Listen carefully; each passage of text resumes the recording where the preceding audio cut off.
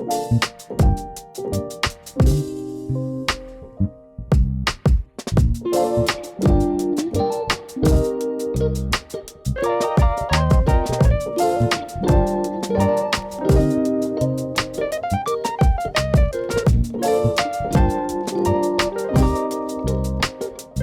a tough week battling snow and ice, things are finally looking up. The weather is cleared and I've been able to get back outside for my training sessions. But week 3 hasn't been without its challenges. It's been a week of testing my limits, pushing through fatigue and staying focused on my goals. In this video, I'll share how I've bounced back after last week's setbacks, how my training is progressing and the adjustments I've made to keep improving.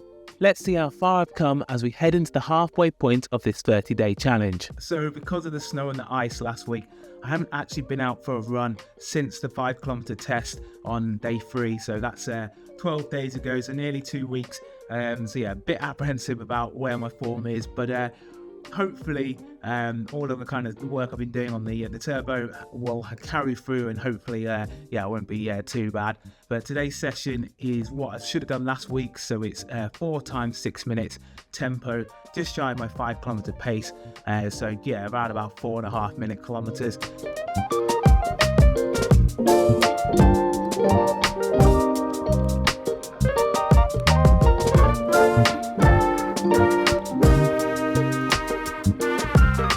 Of the tempo efforts down, but 1 more to go. Yeah, last one was quite hard. The first 2 felt really comfortable, but yeah, that last one I started biting a little bit towards the end, that last minute. But yeah, 1 more to go. Word of advice: when you're trying to train for a 5k, you need to run, and not running for 2 weeks, it's not good. Like, another 1.5 minutes left of this recovery, and then yeah, back on it for our last interval. So that was a tough run in the end. Just shy of 10k, 4 times 6 minutes at tempo, and yeah, like those last 2 intervals were quite hard. So yeah, got a bit of work to do on the running front. So yeah, the plan is to do 2 runs per week, 1 interval, and then 1 kind of longer run in zone 2, just kind of get some aerobic pace. But yeah, maybe I need to, because I didn't run last week, maybe I need to add in an extra run at some point. So yeah, I'm gonna have to have a look at the training plan and see if I can fit in maybe a bit of a speed session, because I feel I need to wake my legs up a little bit, feeling a little bit sluggish.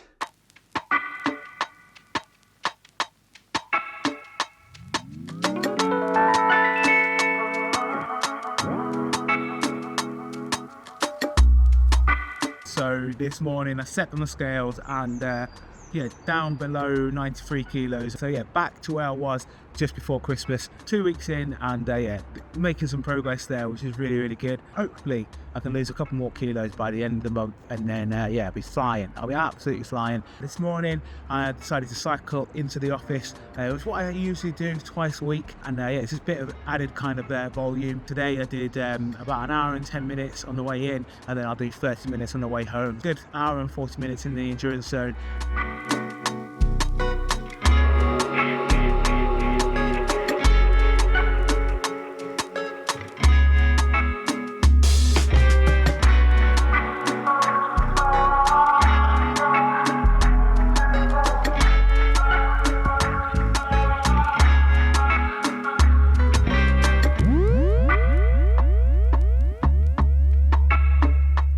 One of the biggest challenges I've faced during this low-carb journey is finding suitable options while at work. Here in the UK, it feels like everything in the office cafes revolves around carbs, sandwiches, pastas and pastries. In the end, I ended up just getting a coffee, and it's a reminder to always plan ahead because finding low-carb options on the go is tough.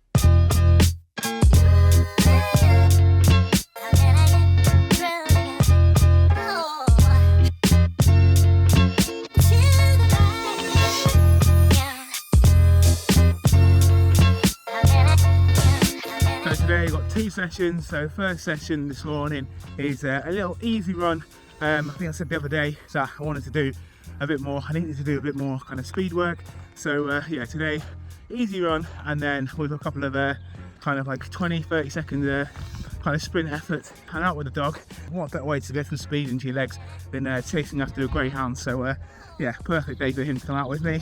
And then I'll be on the turbo later on this afternoon. So yeah, nice kind of like 25 minutes or so with 5 kind of 20-second sprints.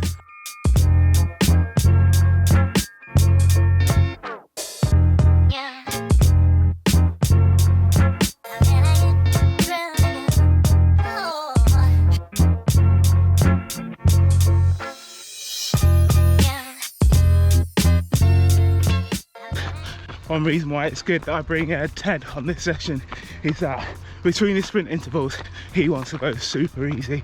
Look at him behind me there. Yeah, he doesn't skip the recovery bit. He's very much like full gas on the sprint efforts, and then yeah, super easy in between. Which is good. It keeps me in check. Going through the sprints, got 2 left. Yeah, feeling good today. Feeling good.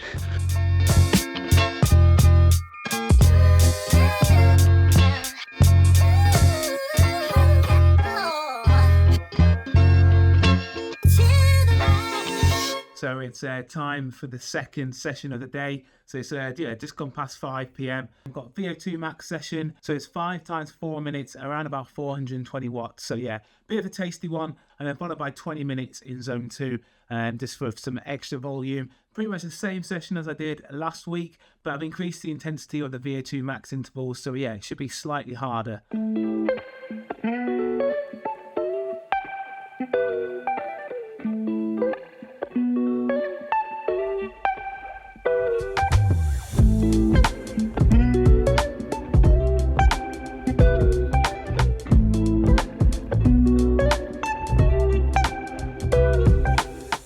Intervals down, 3 more to go. Ooh, this was a hard one.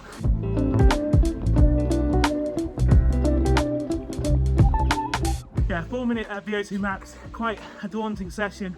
So yeah, if you ever find yourself doing this and not worried about doing it, then the best way to tackle it is kind of build up slowly in that first minute up to kind of target power. Just build your cadence up.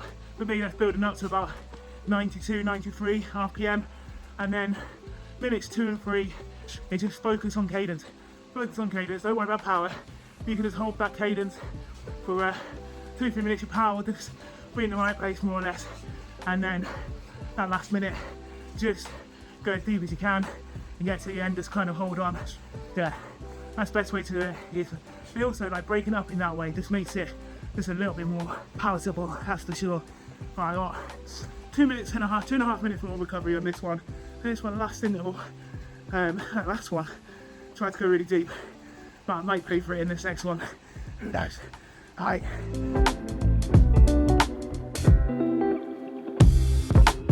That's 1 hour and 20 minutes down. I jumped in with one of the pacers for the zone 2 effort. I got a little bit carried away going for the green jersey, but it's all good training, isn't it? I managed to get 2 of them, so really happy with that. And some good power as well. I'm going to do about 5 minutes cool down, and then that's it for today.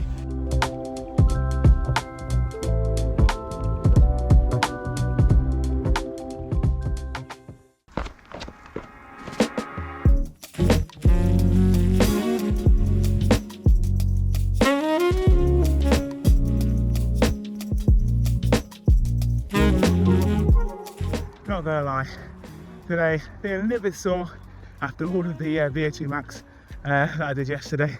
Yeah, so it's just 50 minutes in zone 2. One thing I've been really good at, but I've actually forgotten to do today, is tracking my carbs. So I thought might as well go through it with you guys and kind of show you what I'm eating every day. So to start off with breakfast, about 200 grams of Greek yogurt, so that's 7.8 grams of carbs. With that, I had some granola, and in that is 50 grams of carbs. For my lunch, I had scrambled eggs on toast, so no real carbs in the eggs, so I'm going to track that. But yeah, I had 3 slices of wholemeal bread, so I think on the packet it was 8 grams of carbs per slice on average, so around about 24 grams of carbs. For my dinner, I had, just maybe a beautiful stir fry with egg noodles, so the egg noodles, I'm going to put those in as well.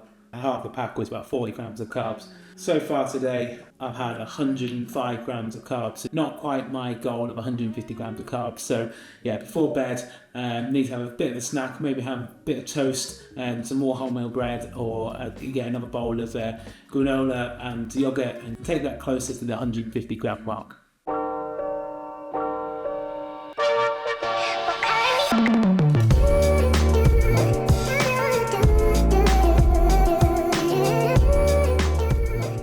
Day 19 was all about testing low-carb fueling on a long endurance ride.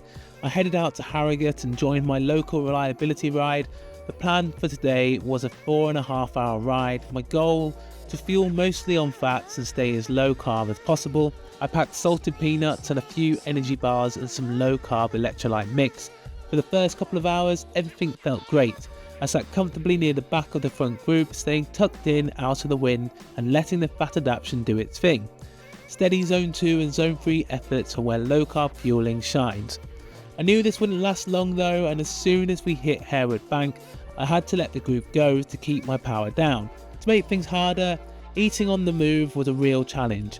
Winter gloves made getting into the peanuts and the bars nearly impossible while riding, so I had to tuck into the emergency gels that I brought along with me.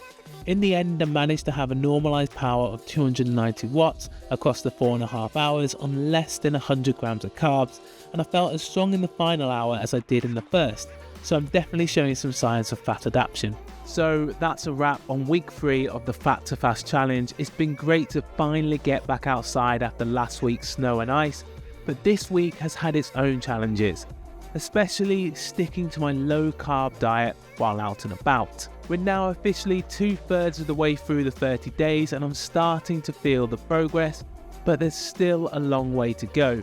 Next week I'll be dialing in my training even more and testing how far I've come. Do you think I've managed to boost my FTP above 400 watts? And will I get that sub 25k PB? If you're enjoying this journey so far, don't forget to like and subscribe and hit that bell icon so you don't miss the week 4 update. Let me know in the comments how you stay motivated during tough weeks. I'd love to hear your tips. Thanks for watching and I'll see you in the next one.